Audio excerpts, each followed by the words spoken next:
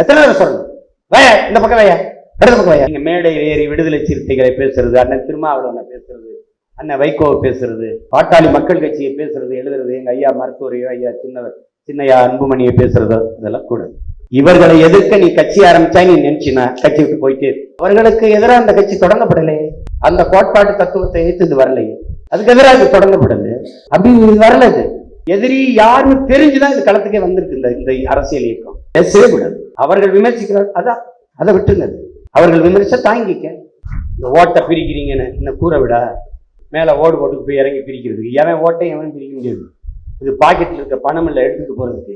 நம்ம கோட்பாடு நம்ம தத்துவத்தை வைக்க உலகத்திலே ஆள் கிடையாது, இந்தியாவில எந்த நிலத்திலேயும் ஆள் கிடையாது. பொறுப்பு போடல, பொறுப்பை வாங்கிட்டு 11 வருஷம் என்ன பண்ண பருப்பு ஆரம்பம் பண்ணியா என்ன வேண பொறுப்பு கொடுத்தா தான் வேலை செய்வேன். கொடுத்த போது என் கையில உலகத்துல ஒரு எளிய தத்துவம் தாண்டா, ஓடி வெற்றி கோட்டை தொட்டவனுக்கு தாண்டா பரிசு அறிவிச்சிருக்கான். எனக்கு பரிசு அறிவிங்க அப்பதான் ஓடுவனா தூக்கி போட்டு நீச்சு விட்டு போயிருக்கான். பைத்தியக்காரன்டா சேர்த்து விடுங்க எங்கேயாவது. தம்பி வேலைக்கு அப்புறம் தான் கூலி வரைய, கூலிக்கு அப்புறம் வேலை இல்லை தம்பி. வேலை செய்ய கூலி வரும், நீ வேலை செய். வேலை செய்யறவனை நிராகரிச்சுட்டு இந்த கட்சின்னு சொல்ல பார்ப்போம். அங்க உட்கார்ந்து சேட்டை செய்யுது. யாரையும் கட்சியில நீக்கி விடணும்னாங்கன்னு மாரிய தகவல் நேர்ந்துட்டு வந்தோமா? இல்ல வேளாங்கண்ணி கோயில்ல சின்ன இல்ல இல்ல என்னப்பா எனக்கு கொடுக்காம நீ யாரு கொடுப்ப?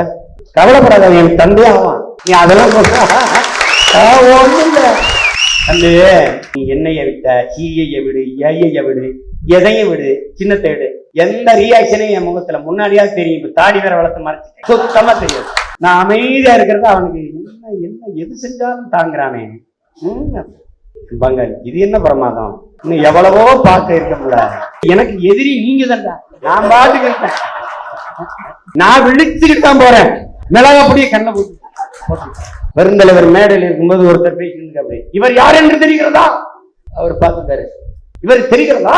இவர் எப்பேற்பட்ட சட்டையை பிடிச்சு உட்காருன்னே என்ன யாருன்னு தெரியாம எவ்வளவு பேர் குடிக்கேன். பேச செய்திருந்தா பேச, இல்ல உட்காரு வேற ஆளுக்கு நேரம் கொடு, வேற ஆள் பேச சொல்லுப்பா. இதை நான் செய்யறதுக்கு சொல்றதுக்கு முன்னாடி எச்சரிச்சுட்டேன். பேச செய்திருந்தா பேசு, இல்லைன்னா அண்ணா அந்த வாய்ப்பை வேற ஆளுக்கு. அவன் நல்லா பேச தயாராகி வந்திருப்பான், அவனுக்கு நீ தட்டி பிரிக்கிறான் அந்த வாய்ப்பை. ஒரு தடவை உனக்கு வாய்ப்பு கொடுத்தா அடுத்த தடவை நீ கேட்காத, சுழற்சி முறையில பேசப்பாரு. அண்ணன் பேசாத கார்த்திக் இருக்கான், பேசாத சல்மான் இருக்கான், பேசாத அபு இருக்கான், அவனுக்கு ஒரு தடவை கொடு அப்படின்னு சுழற்சி முறையில நீ சொல்லு. உன்னுடைய தலைமை பண்பை, பெருந்தன்மையை, பெரு உள்ளத்தை வளர்த்துக்க. அதை விட்டு எல்லாத்திலையும் நானே நிற்பேன். சாகணும் முதல்ல போறியா போறியா? என்ன தியாகம் பண்றது? போன தடவை நான் பேசிட்டேன், இந்த வாட்டி தம்பிகள் கொடுங்கன்னு அவன் பேச. அடுத்த ஒரு இடத்துல நான் பேசுறேன், அவன் வந்து அண்ணன் இதுல எனக்கு சரிவா கருத்து இருக்குன்னு நான் பதிவு பண்றேன். பண்ண இது ஓன் கட்சி ஓ மேடை. அதை விட்டு எல்லாத்துலயும் நானே பேசுவேன். பேசுனது திருப்பி பேசுறேன், அதை பேசக்கூடாது. பேசக்கூடாது. நேரம் பொன் போன்றது அல்ல, நேரம் உயிர் போன்றது. நேரத்தின் அருமை தெரியாதவனுக்கு வாழ்க்கையின் அருமை தெரியாது. உனக்கு நீம்பாடு பேசிட்டுப்ப. எதனால் இதை குறிப்பிடுகிறேன் என்றால், அந்த வகையிலே இது எதற்காக சொல்ல வருகிறேன் என்றால், இந்த இடத்திலே நான் இது குறிப்பிட வேண்டும் என்று பல நாட்களாக எண்ணிவிட்டேன். என்னடா அதை சொல்ற என் பங்காளி வடிவல் சொல்ற, என்னப்பா குறிப்பிட விரும்ப குறிப்பிடுப்பா. சென்ற நேர விரையும் படம்னா எங்க அப்பா பால்மந்திரா படம், எங்க ஐயா மகேந்திரம் படமா இருக்கணும். ஒரு பிரேம், ஒரு கட்டம், ஒரு உரையாடல், ஒரு நகர்வு தேவையிருக்கு. அப்படி இருந்தா பேச்சு, மேடை பேச்சு எடிட் பண்ணிட்டு அப்படி பேச்சு வேணுமா? மாமா காளிமுத்து பேச்சு, எங்க ஐயா வைரமுத்து பேச்ச போட்டு கேட்டு ஒரு உதிரி ஒரு வார்த்தை இருக்க, தேவையில்லாத வார்த்தை. 1 மணி நேரம்னா 1 மணி நேரம் சரிவா கருத்து. வணக்கம், கூடியிருக்கிற அனைவருக்கும் வணக்கம் அப்படின்ட்டு போனிதானே. மாயன் அவர்களே, அமுதா நம்பி அவர்களே, அவங்க இருக்காங்கள, அவர்களை சுண்ணாம்பு சுவர்களை என்ன தியாக போட்டு இம்சையை கூட்டுறது. அங்க அங்க அங்க இருந்து தெரியுமில்ல, அது முன்னாடி என்ன பண்ணி தமிழ் இனமே யாரு, நான் அவரே இவரே வருக இந்த பதாக வைக்கலன்னா நான் திரும்பி போயிடுவேனா? தெருவுங்க இந்த கருமத்தை பார்த்து ஒழிக்கத்தாண்டா நம்ம இந்த வேலையை செய்யலாம். இது ஒழிக்கத்தான். நம் முன்னவர்கள் படத்தை போடு, அவன் சொல்லி வச்ச பொன்மொழிகளை போடு. தமிழன் என்று சொல்லடா, தலை நிமிர்ந்து நில்லடா. நாமக்கல் கவிஞர் தாத்தா போடு, அதை போடு. என்ன தியாகம் ஒண்ணு போடு. முழக்கம் போடுறது நான் தமிழர், நான் தமிழர், நான் தமிழர். கட்சி பேராடா முழக்கம், கட்சி பேரா? இப்ப காங்கிரஸ் காரங்கெல்லாம் கூட காங்கிரஸ் காங்கிரஸ் அப்படியே கத்துவாங்க. பிள்ளைங்க நான் சரியா வளர்க்கலன்னு எண்ணெயில செருப்பு கட்டி இருப்பான். என்னடா கட்சி வச்சிருக்காங்க சீமான்? எத்தனை கொள்கை முழக்கம் இருக்கு. வென்றாக வேண்டும் தமிழ், ஒன்றாக வேண்டும் தமிழர், தமிழால் இணைந்து நாம் தமிழராய் நிமிர்வோம். எவ்வளவு முழக்கம், உறுதிமொழி பூரா முழக்கம் நம்ம போட வேண்டியதானே. புரட்சி எப்போதும் வெல்லும், நாளை எங்கள் வெற்றி அதை சொல்லும். இது சொல்லி இலக்கு ஒன்றுதான், எம் இனத்தின் விடுதலை. இனம் ஒன்றாவோம், இலக்கை வென்றாவோம். எவ்வளவு இருக்கு, எத்தனை தத்துவ முழக்கங்களை வச்சிருக்கோம். அதெல்லாம் விட்டு நாம் தமிழர்னு கத்துறது. சாலையில போகும்போது இவரே போக்குவரத்து காவலராயிடுறாரு. அவன் சாலையில இருமருங்க யார் வர்றது, யாருப்பா இவ்வளவு பேர், என்னப்பா இப்படி, இவன் பைய ஒழுக்கமா வச்சுட்டு போனாலே போதும். அவன் பிள்ளைய கூட்டிக்கிட்டு மனைவி கூட்டிக்கிட்டு இருசக்கரத்துல வந்துகிட்டு இருக்கான். அவனை போய் இப்படி போடணும். யாரோ என்ன பண்ண, அவன் பதறி போய் விபத்தானான்னா பின்னாடி வர்ற வண்டி ஏன் வண்டி என்னைய பிடிச்சிப்பான். நான் பாட்டு வருவேங்க, அவன் பாட்டு போக வேண்டியதானுங்க. இவன் இங்க போ அவன் எல்லாரும் அங்கிருந்து கடையில் இருந்தா யாரா வரான்னு சீனா. இப்பவே இங்க அலப்பறையா இருக்கு. இது முதலமைச்சரானா என்ன ஆகுது? எனக்கு 10 ஓட்டு இருக்குன்னா அதுல ஒத்த ஓட்டாக்கி 9 ஓட்டம் ஊராணி போடுறதுக்கு இங்க இருந்து பின்னாடி அவனை சத்தம் கொடுப்பார். அவன் அந்த வண்டியில் இருக்க கர்மந்தர் யாருப்பா, அவன் எண்ணி கொடுப்பான அதுக்குள்ள நீ என்னை வரவேற்கிறதுக்கு எதுக்கு ஊர்வலமா கூட்டி போற, நீ கூட்ட மேடைக்கு நின்று நான் வந்துருவேன். அப்படி இருசக்கரத்தை வச்சுக்கிட்டு மெதுவா நான் நமிதா நயன்தாரா மாதிரி எல்லாரும் என்னை பாடுற மாதிரி இவங்க முன்னாடி அந்த வெளிச்சத்தை போடுங்கன்னா எல்லாரும் பாக்கட்டுமே. அது எம்ஜிஆர் ஜெயலலிதாவோட அந்த அரசியலை முடிங்கடா. என்ன ஏன்டா லைட் போட்டாலும் இருக்கா தாண்டா இருப்பேன். அதை பொண்ணு ஏப்பா இதெல்லாம் மாத்திக்கணும்பா. இன்னும் அண்ணனை அப்படியே வச்சு பண்ணாதியப்பா. குழந்தைகள்கிட்ட ஒரு பொம்மையை கொடுத்தா கூட பொறுப்பா அப்படி பிடிச்சி விடாது. ஆனா இந்த பொம்மையை நீங்க பிடிக்கிற இருக்க ஒரு அளவில்லாத பிடிச்சு பார்த்து விளையாடுங்க. அதெல்லாம் தவிர்த்து ஒரு கூட்டத்துக்கு அண்ணன் வர்றேன்னா ஒரு சார்ட் வரைவு இருக்கு. 8 மணிக்கு அண்ணனுக்கு காலை உணவு, 10 மணிக்கு முக்கியமான 10 மணி வரைக்கும் சந்திப்பு, கட்சியில புதுசா சேர்ந்த உறவுகளோடு படம் எடுக்கிறாங்க. 2 பிள்ளைகளுக்கு பேர் வைக்கணும். அவங்களுக்கு இந்த பேர் அவங்களே எழுதி முதல்ல கொடுத்தணும். இது ஆண் குழந்தை. அன்னைக்கெல்லாம் ஒரு மேடையில பாத்தீங்கன்னா ஆம்பளை பிள்ளைய சடை பின்னி பொட்டு வச்சு பூ வச்சு பொம்பளை பிள்ளை மாதிரி நம்ம பேர் வைக்கணும்னா வெண்ணிலான்னு வச்சுட்டேன்.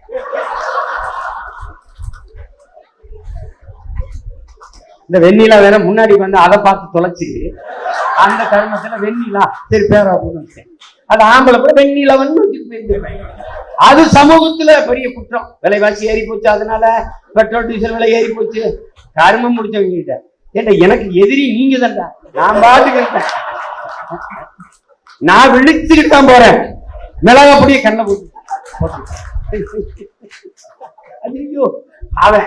அதனால என்னென்ன இனிமே எழுது, நீ பேர் வச்சிருக்கியா இல்லையா? குலசாமி பேரு இல்லை எனக்கு. இந்த பாருங்க, இந்த எங்க ஆளுங்க அண்ணே, நம்ம அண்ணன் மயனுக்கு ஒரு குழந்தை பிறந்திருக்குண்ணே, ஆம்பளை பிள்ளைண்ணே, சு சா சி சே கா, இதுல ஏதாவது பேர் வைங்க.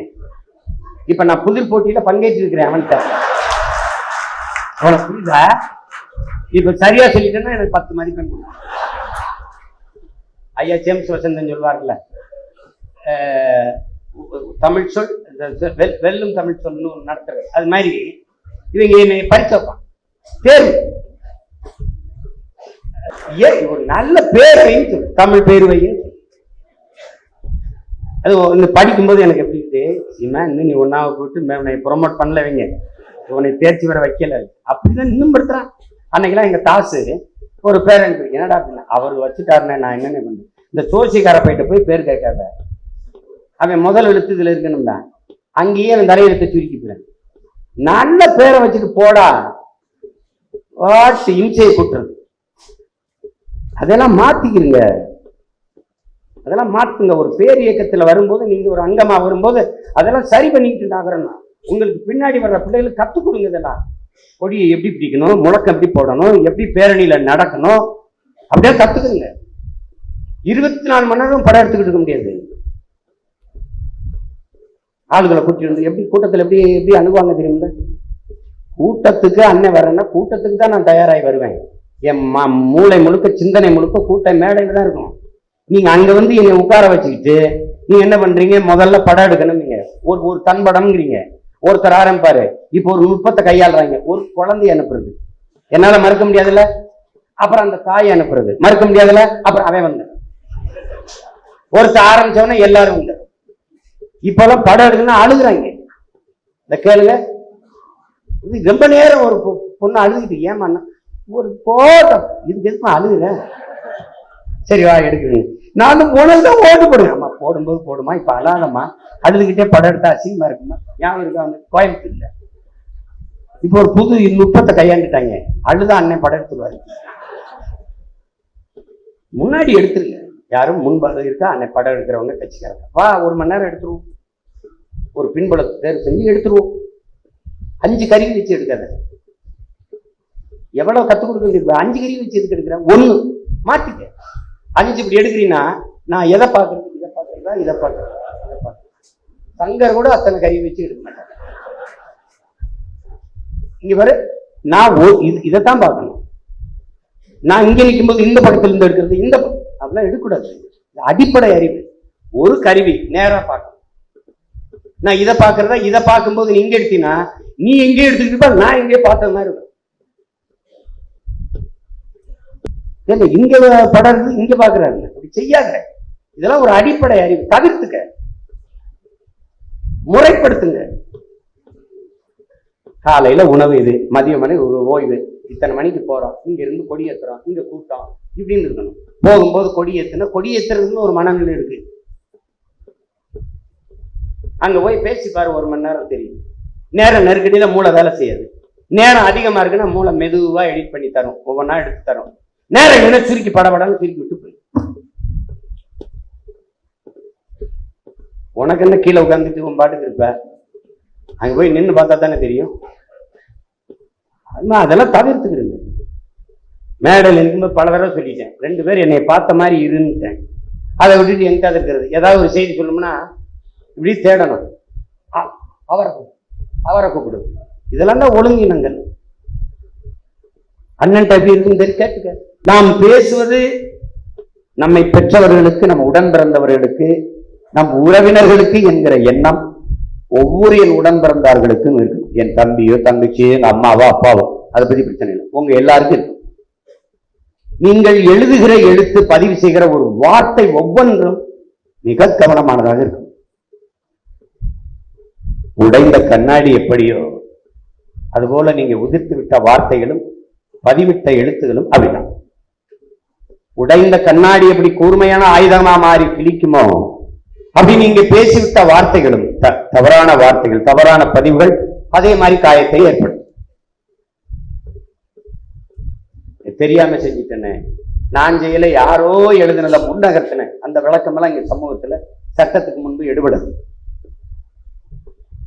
தெரியும், நம்ம ஒரு போக்குல ஓடிக்கொண்டிருப்போம். திடீர்னு ஒருவருக்கு சிறை வரும். என்னன்னா அவர் முகநூல்ல ஒரு பதிவிட்டாருன்னு. அது அவசியமானதா? இல்ல. கட்சி பதிவிட சொல்றதா? இல்ல இல்ல. தலைவர் பிறந்த நாளுக்கு எல்லாரும் வாழ்த்து போடணும், அது போடணும். ஒரு போராட்டத்தை முன்னெடுக்குது, அந்த போராட்ட வடிவமைப்பை தன் முகப்புல வைக்கணும், அது குறித்த செய்தியை பகிரணும். அதுக்கு யாரும் தடை இல்லை. ஆனா அப்படி இல்லை. எதையாவது எழுதுறது, எதையாவது பேசுறது, எதையாவது அந்த மாதிரி செய்யறது அமைப்பாகாது, இயக்கமாகாது. எல்லாவற்றிலும் மேம்பட்டு மக்கள் இராணுவமாக மாற முன்னின்று வழிநடத்தி போகிற, அவன் காட்டுகிற பாதையில் பயணிக்கிற ஒரு இயக்கமாக இருக்காது. அப்ப மேய்ப்பன் சரியில்லை அப்படின்னு ஒண்ணு. எங்கேயோ ஒரு வாரத்துல போடுறது ஒரு பதிவுக்கு கட்சி பொறுப்பேற்க வேண்டியது வருது. அது சமூகத்தின் முன்பு பதில் சொல்ல வேண்டியது வந்து. அந்த நெருக்கடி யாரால் உருவாகுது? அவர் யாருன்னே தெரியாது. அவர் கட்சியில உறுப்பினரா இல்லையா? நீங்க சொல்ற மாதிரி ஃபேக் ஐடின்னு ஒரு தவறான ஒரு முகவரியை வச்சுக்கிட்டு ஒருத்தர் பதிவை போட்டு படுத்துடல. எது வேணாலும் நடக்கலாம்ல. என்னோட படம் எடுத்துக்கொண்டவர்களின் எண்ணிக்கை எவ்வளவு இருக்கும்னு நினைக்கிறீங்க? கணக்கு இல்லை.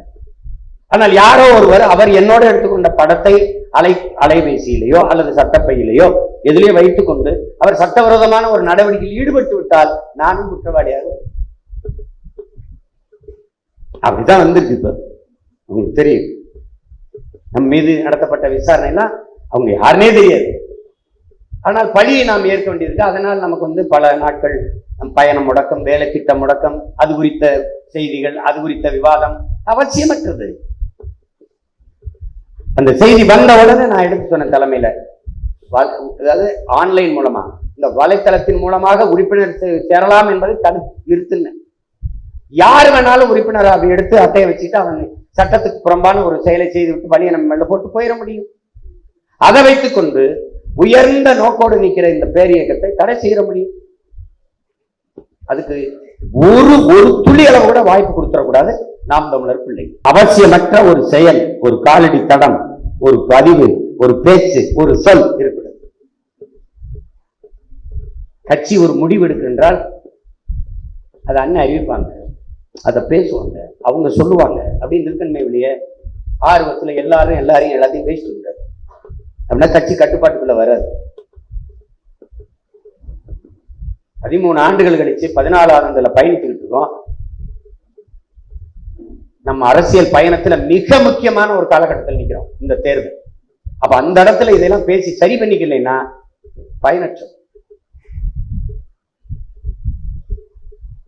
இது எதுக்கு இந்த வேலை நடக்குதுன்னா, விதைச்சாச்சு, அறுவடை செஞ்சாச்சு, அந்த நெல்லை அப்படியே குமிச்சு போராடுறது இல்லை, தூற்றுவோம். அப்படி பொட்டியில வச்சு விவசாய குடும்பத்துல பிறந்தவன் தெரியும், நாங்க அப்படியே தள்ளி விடுவோம், காத்து இழுத்துக்கிட்டு போகும், அதை சுலகு வச்சு அப்படி வீசுவோம். அது வீசும்போது மணிகள் தங்கும், பதர்கள் பறக்கும். இப்ப எது பதறு எது மணின்னு அந்த தூற்றி எடுக்கிற பணிதான் இப்ப இந்த கூட்டத்தில் நடக்குது. இப்ப இந்த நடக்குது. நான் பலமுறை சொல்லியிருக்கேன், நான் பதர்களுக்குள் நல்ல நெல்மணியை தேட வந்தவன் அல்ல. நானே உழுது விதைச்சு அறுவடை செஞ்சு நல்ல மணிகளை பொறுக்கி எடுக்க வந்தவன். இப்ப தெரியும், இந்த காலகட்டத்துலதான் பதர் எது மணி எதுன்னு தெரியும். நல்ல கொஞ்சம் பேரிடர் வருகிற காலங்களில், இக்கட்டான காலங்களில், துன்பதுயரங்கள் புரட்டி அடிக்கிற காலங்களில் தான் எவன் உண்மையான போராளி, எவன் துரோகி என்பது தெரிய வரும். பக்கத்தில் இப்படி வாங்க. உங்க மாவன், நான் கம்யூனிஸ்ட், அவர் பார்வையில நான் கம்யூனிஸ்ட் பெரியார் அப்படித்தானே. உங்க மாவு என்ன சொல்றாரு, துப்பாக்கி முனையில் தான் அரசியல் அதிகாரம் பிறக்குதுங்கிறாரு. அப்படி நம்ம துப்பாக்கி முனையிலேயே நம்ம அரசியல் அதிகாரம் பிறக்கட்டும் அப்படின்னு சொல்லிட்டு அப்படி சுட்டுட்டு சொல்றாங்க, என் துவக்கிலிருந்து வர்ற தோட்டாவுக்கு என்ன வலிமை இருக்குதோ அது உங்க வாயிலிருந்து வர்ற ஒவ்வொரு வார்த்தைக்கும் இருக்குது.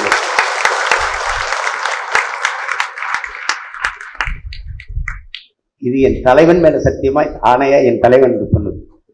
அதை என் தம்பிகளுக்கு நான் சொல்றேன். என் அண்ணன் அவன் தம்பிக்கு சொன்னதை அவன் தம்பி என் தம்பி தங்கைகளுக்கு நான் சொல்றேன். என் தாய் தந்தையர் எனக்கு முன்னாடி உறவுகள் சொல்றேன். உங்கள் வாயிலிருந்து வருகிற ஒவ்வொரு வார்த்தையும் ஓட்டாவை விட வலிமையான.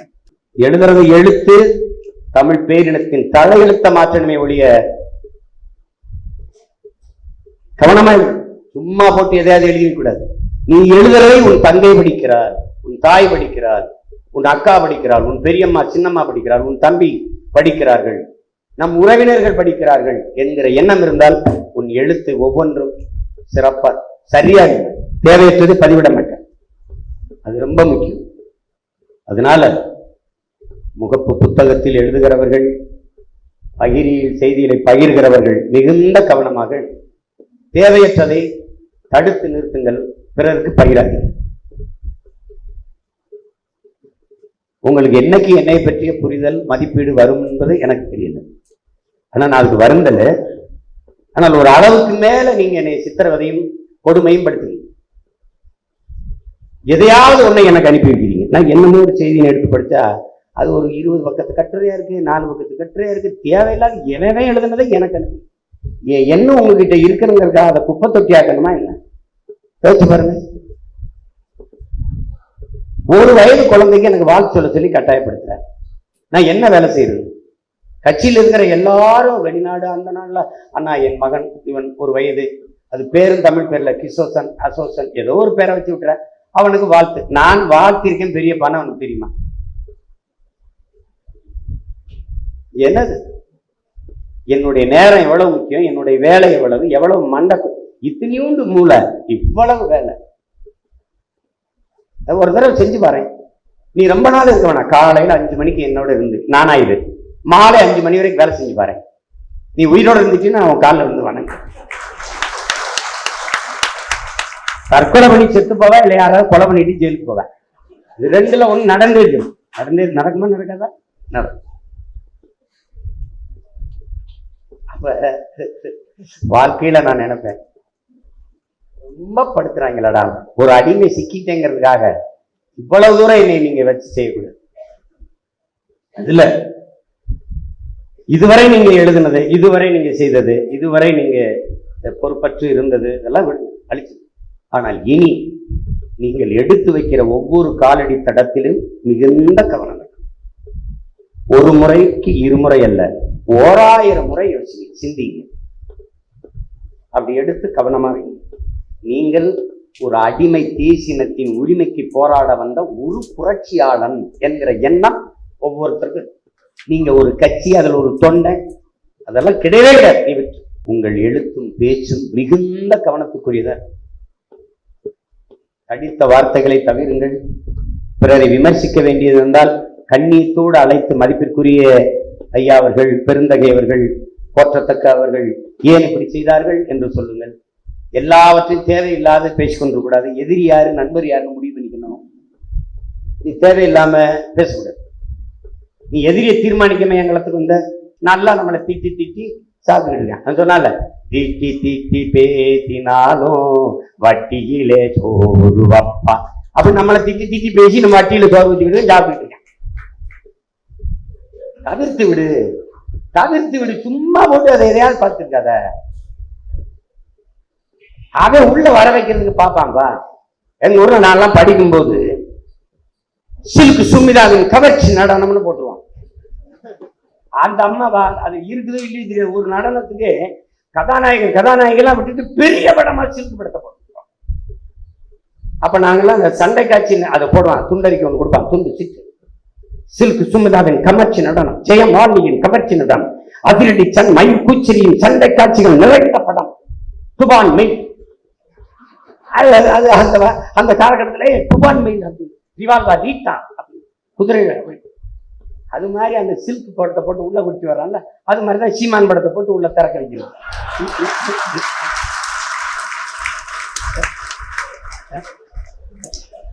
இங்க கூட ரைமிங்க அதானே.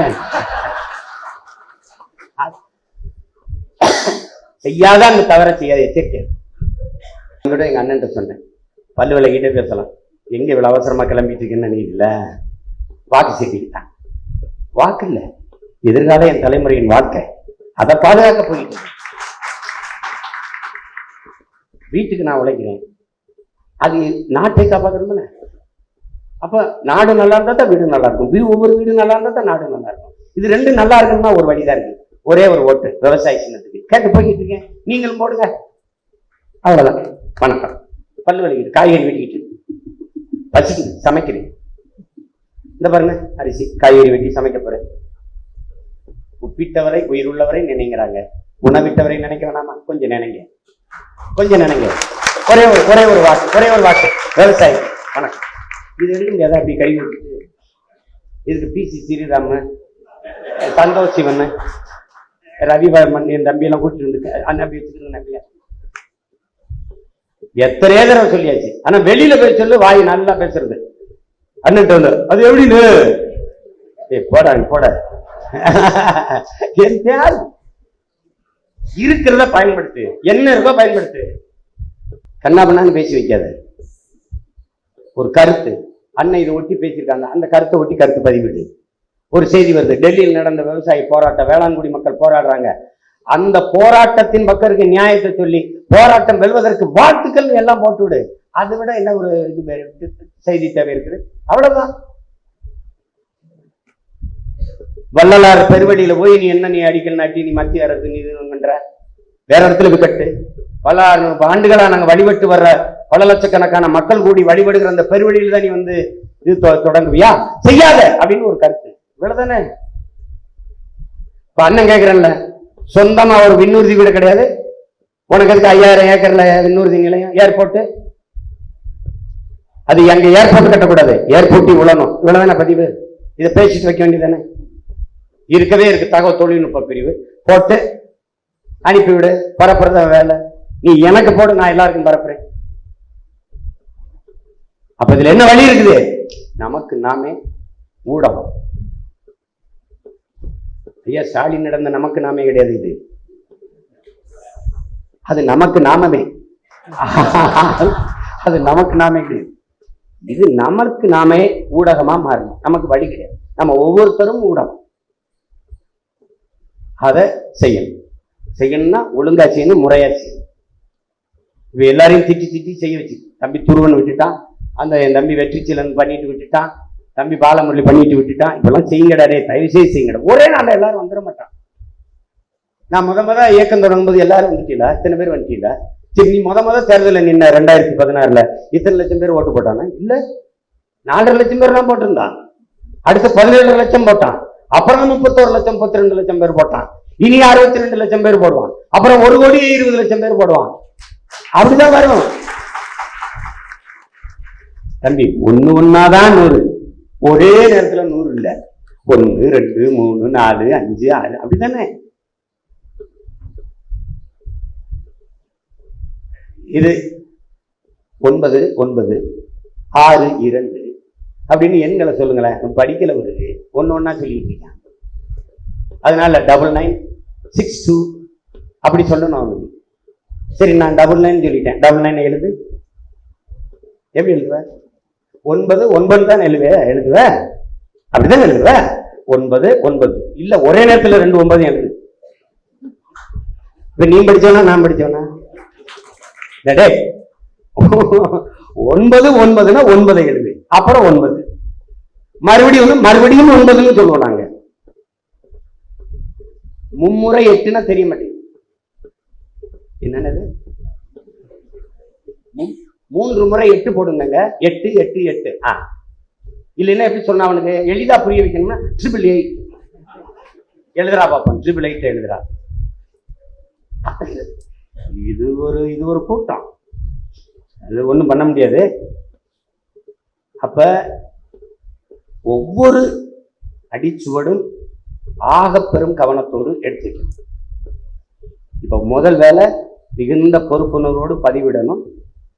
இந்த எல்லாரும் நம்ம ஊடகமா மாறும். 2 வேலையை பயிற்சி. பேசுறதே கிடையாது. அப்படி பார்த்தாங்கன்னா வருவான். அங்கிருந்து என்னன்னா இங்கதான் வந்து கிட்ட வந்து குனிஞ்சு கேட்பான். இப்போ ஒண்ணும் இல்ல, கடாவி எனக்கு பயிற்சி கொடுக்குறாருங்க. கடாவி பயிற்சி கொடுக்குறாரு. சுட்டு பயிற்சி எடுத்துக்கிட்டு எனக்கு சரியா வரலைங்க.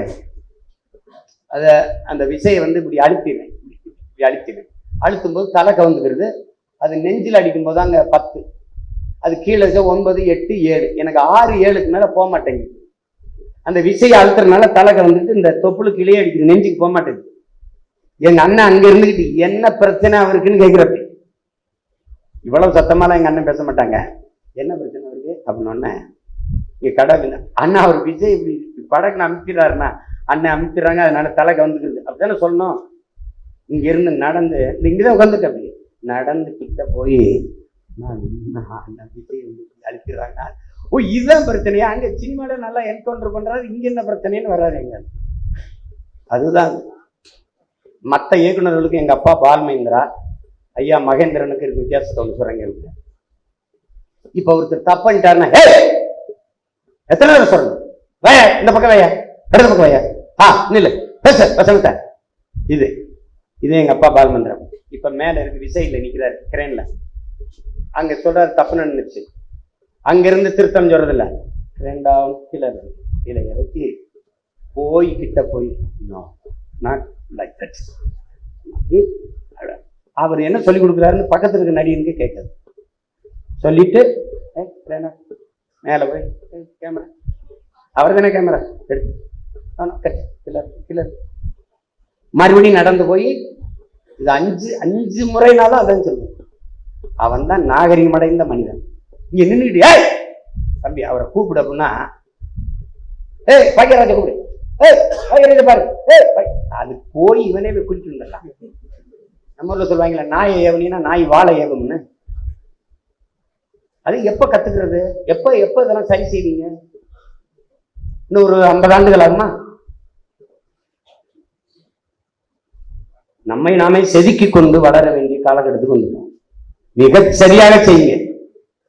பர்ஃபெக்ஷன் துதக்குறா இருக்கணும். 100 விழுக்காடுல 100க்கு 200 விழுக்காடு செல்லுமையா இருக்கணும். அவன் வந்துங்க மக்கள் ராணுவம் போல இருப்பாங்க. அதுக்கு சான்று திருச்சியில் நடந்த மாவீரதன கூட்டம். அப்படி நேரத்தை அவன் சொன்னா பாருங்க, காவல்துறை அதிகாரி, ஏங்க அவரை போய் என்னங்க நடவடிக்கை, அப்படி கையை பாக்குறாருன்னு பேசுறவன் நிறுத்திட்டு வந்துடுறாங்க. அப்படி பாக்குறாரு, பறையடிக்க நிறுத்துறாங்க, பாக்குறாரு கொடியே இருக்குங்க, இப்படி பாக்குறாங்க ஆளு வருதுங்க. அதுதான் இயக்கம். அப்ப கவனிச்சுட்டே இருக்கணும். என்ன அவர் கூப்பிடு, ஐயா பேச சொல்லு, போதும் முடிக்க சொல்லு, நேரம்.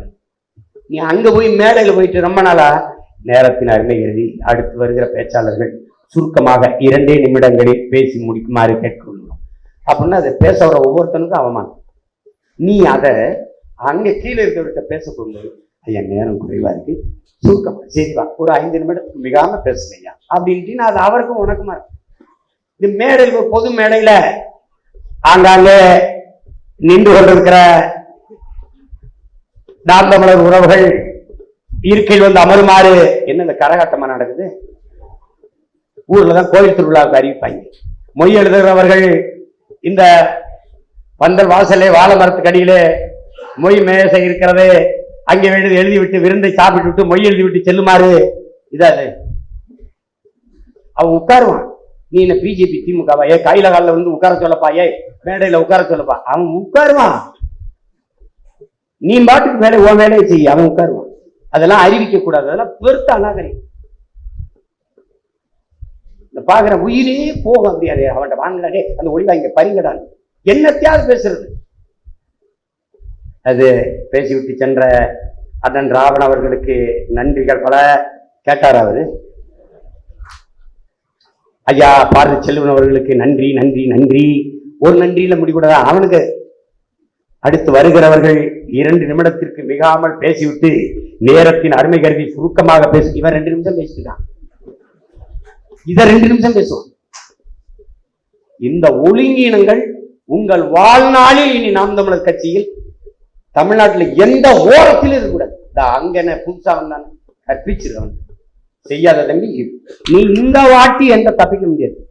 தலைமையில செயற்களம்னு ஒண்ணு இருக்குது, அது சிற்றதம்னு ஒரு படைப்பிரிவு, தேனீக்கள்னு ஒரு படைப்பிரிவு, ஓயாத அலைகள்னு படைப்பிரிவு, உன்னைய கவனிக்க ஒரு படைப்பிரிவு இருக்கு. பிக் பாஸ் மாதிரி ஒவ்வொரு தொகுதியில 40 வேட்பாளர் கூட 40 பேர் கூட எவன் ஈடுபாட்டோடு அந்த 25 நாள் 30 நாளும் அயராது தளர்வின்றி சோர்வின்றி களத்திலே கொடியை பிடித்து துண்டறிக்கை கொடுத்து வாக்கு சேகரிக்கிறான்ங்கிற கணக்கு என் கையில இருக்கும். நீ தப்பிக்கவே முடியாது. தலையை காட்டிட்டு வந்து காலையில தலையை காட்டிட்டு போயிட்டாருன்னு எனக்கு வந்துடும். நீ அட்டண்டன்ஸ் போட்டு எஸ்கேப் ஆக முடியாது தம்பி. இது காலேஜ்ல கட்டடிச்சு போறதுக்கு நான் கவனிச்சுட்டே இருப்பேன். அதுல அயராது முழு ஈடுபாட்டோடு வேட்பாளர்களோடு நின்று வாக்கு சேகரித்து உழைக்கிறவனே ஆகச் சிறந்த வீரனாக கருதி அவனுக்குத்தான் கட்சியிலே மாவட்ட பொறுப்பு, மாநில பொறுப்பு, தொகுதி பொறுப்பு தரணும். அதை சின்னவனா இருக்கான், பெரியவனா இருக்கான், நேற்று சேர்ந்தவனா இருக்கான், காலையிலே வந்து உறுப்பினர் அதை பத்தி கவலைப்படல. அதை கவனத்தில் வச்சு வேலை செய்யணும். இது எப்படி சீமானுக்கு தெரியும்? நீ வேலை செய்ய தெரியுதா இல்லையான்னு நான் பாக்குறேன்.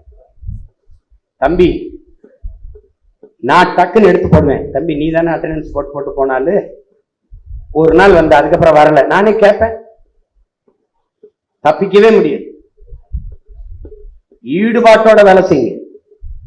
100 பேர் தான் இருக்கீங்களா, 100 பேரும் போங்க.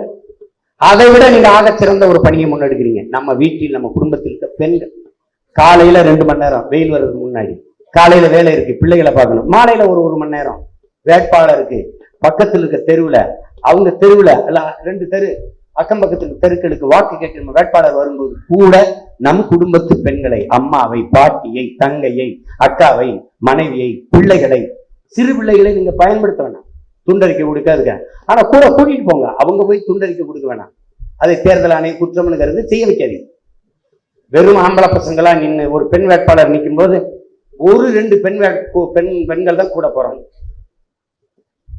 அப்ப அவங்களுக்கு எவ்வளவு அச்சமா இருக்கு, எவ்வளவு இதா இருக்கும், எவ்வளவு இது இருக்கும். அவங்களுக்கு சுதந்திரமா அவங்க இயங்க முடியாது.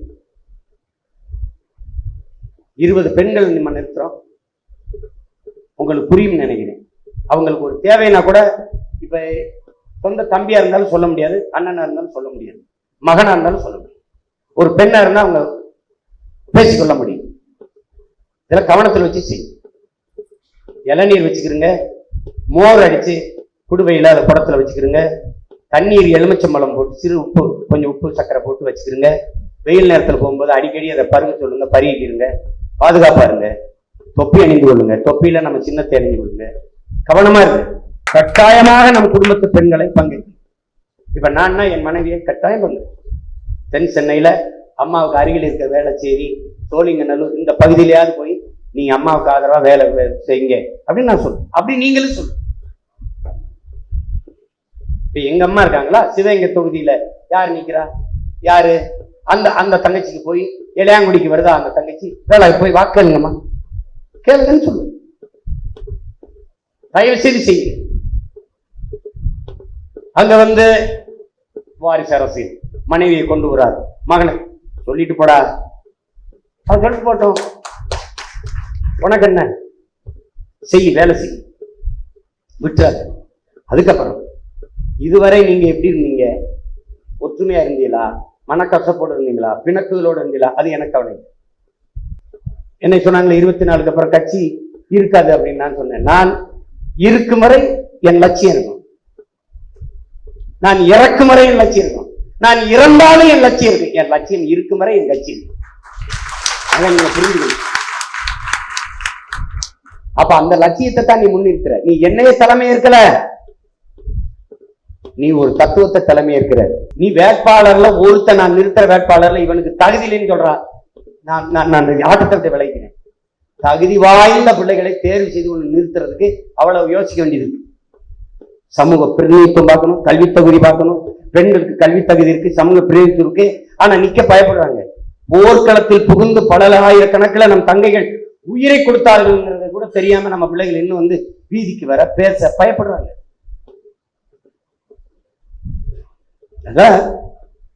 அதனால யாரை அண்ணன் நிறுத்தினாலும் நான் வேலை செய்வேங்கிற முடிவுக்கு நீ வந்துடு.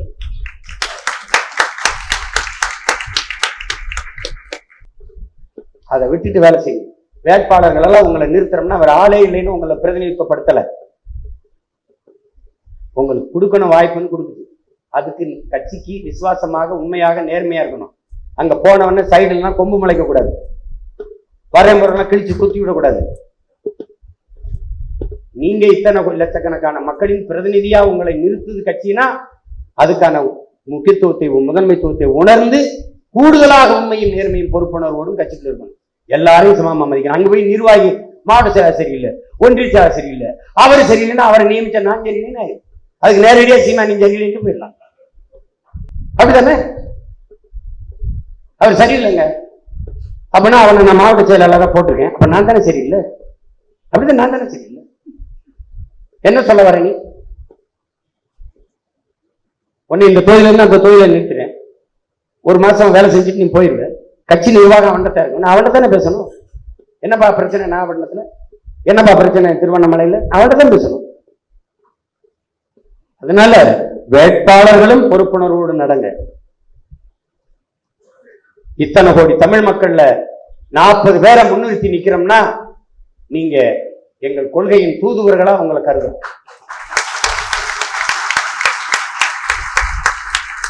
பொறுப்பு போடல, பொறுப்பை வாங்கிட்டு 13 வருஷம் என்ன பண்ண, பருப்பு ஆரம்பம் பண்ணியா என்ன பண்ண? பொறுப்பு கொடுத்தா தான் வேலை செய்வேன், கொடுத்த போது என் கையில. உலகத்துல ஒரு எளிய தத்துவம் தாண்டா, ஓடி வெற்றி கோட்டை தொட்டவனுக்கு தாண்டா பரிசு அறிவிச்சிருக்கான். எனக்கு பரிசு அறிவிங்க அப்பதான் ஓடுவனா தூக்கி போட்டு நீச்சு விட்டு போயிருக்கான். பைத்தியக்காரன்டா சேர்த்து விடுங்க எங்கேயாவது. தம்பி வேலைக்கு அப்புறம் தான் கூலி வரையும், கூலிக்கு அப்புறம் வேலை இல்லை தம்பி, வேலை செய்ய கூலி வரும். நீ வேலை செய், வேலை செய்யறவனை நிராகரிச்சுட்டு இந்த கட்சின்னு சொல்ல பார்ப்போம். அங்க உட்கார்ந்து சேட்டை செய்ய யாரையும் கட்சியில நீக்கி விடணும்னாங்கன்னு மாரிய தகவல் நேர்ந்துட்டு வந்தோமா, இல்ல வேளாங்கண்ணி கோயில்ல, இல்ல என் குலதெய்வம் வீரமாகோடியில் வேண்டிட்டு வந்தான சீமா, அம்மா ஒரு நாளைக்கு 5 பேரையாவது நீக்கி விடணுமா, எனக்கு நல்ல அருள் கொடுமா அப்படி வேண்டிட்டு வந்தானா, இங்க என்ன பைத்தியக்கார உட்கார்ந்து கட்சி இடத்துலயே உள்ள உட்கார்ந்துக்கிட்டு சேட்டை என்னத்தையாது எழுதுறது, என்னத்தையாது பேசுறது. உன்னைய முன்னிறுத்திக்கிறத முதல்ல நிறுத்து. நீ பிறந்த இனத்தையும் நீ பிறந்த மண்ணையும் உன் இனத்தையும் முன்னிறுத்தி எவன் நீ போராட வர்றியோ அவன் தான் நாம் தமிழர் கட்சியின் தளபதி, அவன் தான் தலைவன். அதை விட்டு சும்மா போட்டு அது எனக்கு இடம், இங்க கட்சிக்குள்ள தலைக்குறாரு, நான் கட்சிக்கு ஆள் சேர்ப்பேன், இவர் கட்சிக்குள்ள அவருக்கு ஆள் சேர்ப்பார், நான் நல்ல கை சேர்த்துக்கிட்டு அப்படியே வருவார். பாதி பேரை விரட்டிட்டேன், கொஞ்சம் பேர் தான் இருக்கான். ஒருத்தன் இருக்கான், எழுச்சி நாயகன், இளைஞர்களின் எதிர்கால நம்பிக்கை,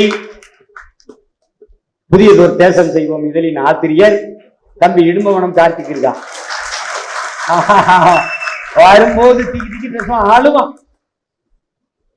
வராது, மண்டைக்குள்ள நிறைய இருக்கும், வாய் வரைக்கும் வரும், வராது, தடுமாறுவான். தட்டி கொடுத்து ஒண்ணு இல்லை, உன் பேச்ச கேட்கத்தான் எல்லாம் உட்காந்துருக்கான். திமிரா பேசு, அதையெல்லாம் உங்களுக்கு பேசும்போது இந்த ஒளி வாங்கி நீங்கள் தான் இருக்கணும். எல்லாம் மங்களா தெரியும், அவுட் பாக்ஸ் இருக்கணும். நீ யாரையாவது இப்படி பார்த்து பேசினு அவன் கொட்டாய் விட்டான்னா நீ செத்து. நீ என்ன சொன்னார் என்று தெரிகிறதா அப்படின்பது. நீ உயிரை கொடுத்து உருக்கமா ஒரு மதிப்புமிக்க ஒரு கருத்தை சொல்ல போதான் அப்படின்பா. அந்த நேரம் இவெல்லாம் ஒரு ஆளான்ட்டு பக்கத்துல என்ன சாப்பிட்ட கடையில அப்படியா போகும்போது சேர்ந்து போவோமா, இங்க போயிட்டு இருப்பான். அண்ணா பெரியார் மாதிரி உனக்கு அப்படியே என்ன ஆயிரும், கொட்டலாயிரும் மூளை. அதுக்கப்புறம் என்ன நம்ம இவ்வளவு போயிட்டு இருக்கா, அவன் எவன்டே போயிட்டு இருக்காங்க.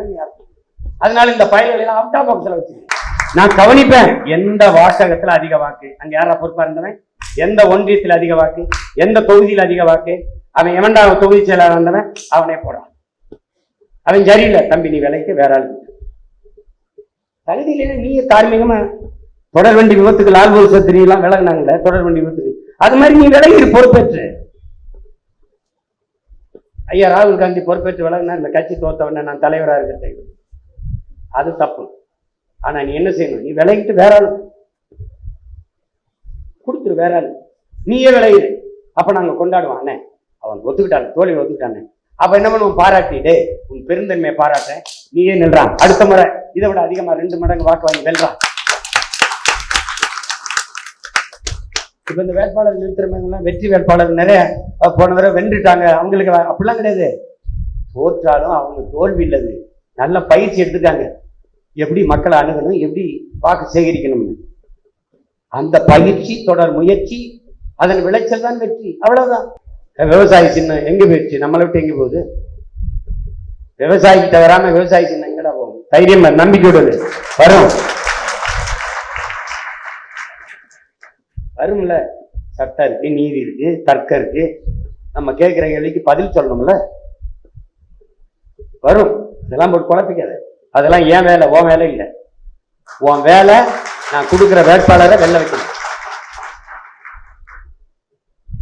2-3 தொகுதி தான் இருக்கு, முடிச்சுட்டேன்னா அறிவிச்சிருவேன், நீ போய் வேலை செய்ய வேண்டியதான். அண்ணன் வரட்டும், அறிவிக்கட்டும், அதெல்லாம் இருந்தது, நேரம் இல்லை. உங்களால செய்ய முடிந்த வேலையை நீங்க செய்யுங்க, நான் வந்து சேர்ந்துப்பேன். எல்லாம் தேர்வு பண்ணிட்டு தேர்தல் தேதி அறிவிச்ச உடனே வேட்பாளர் அறிமுகப்படுத்துறோம். பெரிய கூட்டம் போட்டு 20 பெண்கள் 20 ஆண்கள். பாரதில் குறைஞ்சது 10 பேருக்கு மேல சிறந்த மருத்துவர்களே. அதுல 40 சீட்ல 10 பேர் மருத்துவர், டாக்டர். இன்னைய ரயில்லாம் போட்டா எல்லா எஜுகேட்டடும் அங்கதான் இருக்கான்னு வரும். சில பேருக்கு விடுபட்டு போயிருக்குது, அது வருத்தமா தான் இருக்கு. சில பேருக்கு தகுதியானவர்களுக்கு தர முடியும், அது ஒண்ணும் பண்ண முடியாது. இவங்க மாதிரி சும்மா இந்த நோட்டை கொடுத்து 150 கோடி அந்த தொகுதியில ஒதுக்காச்சு 200 கோடி, அதெல்லாம் விடு. உயர்ந்த லட்சியத்திற்கும் அதை வெல்வதற்கு உழைக்கிற உழைப்புக்கும் இடையில இதெல்லாம் தவிடுபடி ஆகும். அடிச்சு நொறுக்கு அண்ணன் வேட்பாளர்களுக்கு உயிராக நின்று பேராளனாக நின்று ஒவ்வொரு நொடியும் அர்ப்பணித்து வேலை செய்யும். இங்க வாங்க ஐயா, இங்க வாங்க கருமேக ஐயா, இங்க வாங்க, இங்க வாங்க, இங்க வாங்க. இவரை பாருங்க, எல்லாரும் ஒரு தடவை பாருங்க. இது நம்ம ஐயா கார்மேகம்னு மருத்துவர். இவருக்கு 2 மகன்கள், 2 மகன்களும் மருத்துவர். தம்பி உங்களுக்கு கஷ்டமா இருக்கும் எல்லாரும் சொல்றாங்க, சொந்தக்காரங்களா, இந்த வயசுல போய் நீ ஏப்ரல் மேல வெயில்ல வேலை செய்வியான்னு. என் புள்ள ஒருத்தன் 10 வருஷமா கத்துறத பாக்குறேன், அவனுக்கு என்னால முடிஞ்ச ஒரு உதவி செய்யணும்ல, நான் போறேன். நான் வந்து அம்மாவதான் இருக்கலாம்னு நினைச்சேன், இல்ல ஐயா மருத்துவர், எனக்கு மருத்துவர் இருக்கலாம். கடைசியா தம்பி சின்னவன் இருக்கலாம், அவன் இப்பதான் வேலைக்கு சேர்ந்திருக்கான். அதனால அதெல்லாம் வேணாம், நானே நிக்கிறேன். இவரை பாரு,